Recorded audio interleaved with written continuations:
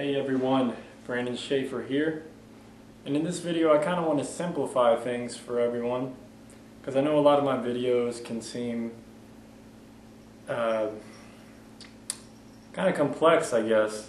I kind of make painting seem quite complex to do, which it is. It's not easy. It's not an easy thing.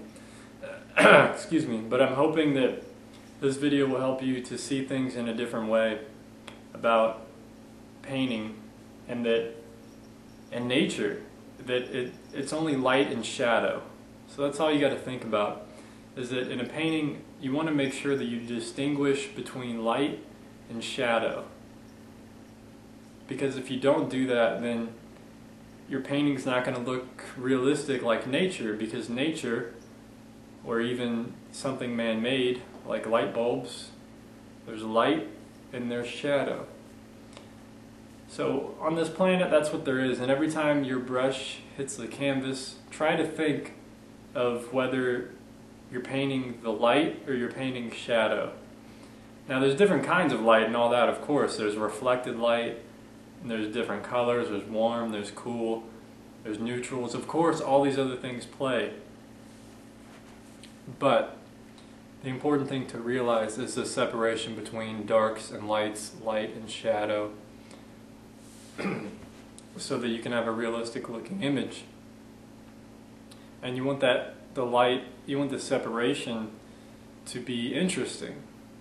I mean, it can be quite difficult. That's where it starts becoming difficult, is making it interesting, making it appealing, and then also adding a message to your art, or adding some kind of emotional response for the viewers, and adding all this stuff in. That's what makes it art, that's what complicates it. But the foundation, what you want to start with, is the separation between lights and shadows, and you do that by doing sketches like this, and really planning out your composition and planning out what you're going to do before you actually jump onto the canvas.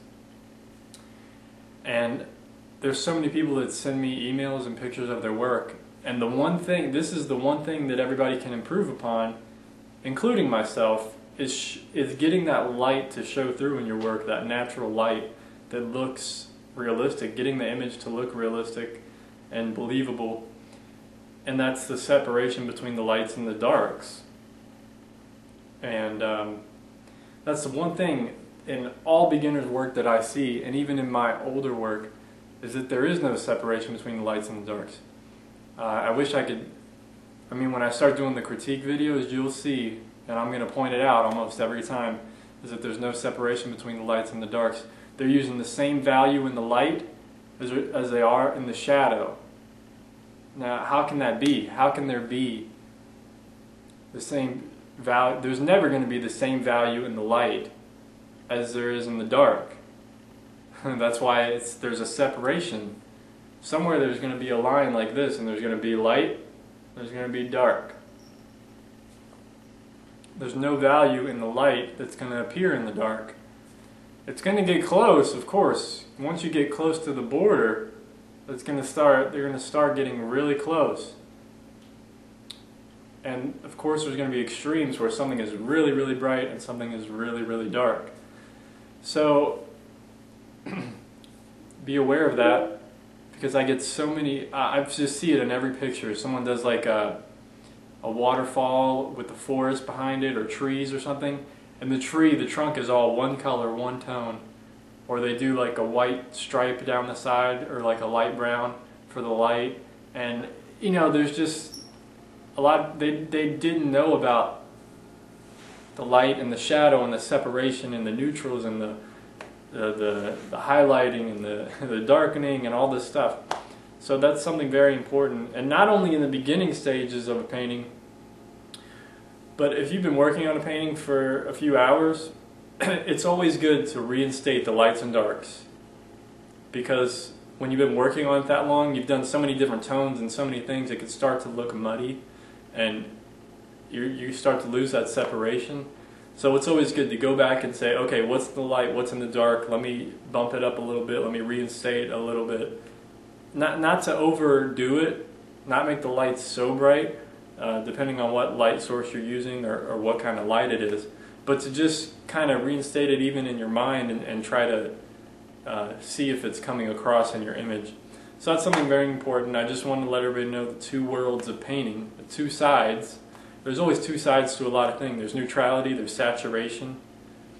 There's a lot of opposites, and the battle of these opposites, the light and dark, the color and neutrality, like I said. There's so many different things.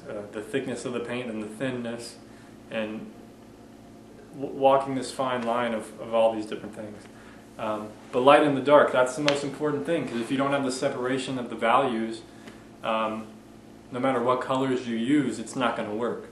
So you have to get the value correct, and that's why I usually, from now on, I paint from sketches, because even photos, a photo isn't going to give you proper design or good design. So anyway, post your comments or any questions down below. I'll be happy to make a video responding to your questions as soon as possible, or reply in a comment. Anyway, give the video a thumbs up. I'd appreciate it if you enjoyed it, and if you wish to see more, subscribe and like this video. Thank you. Take care of yourself. Peace.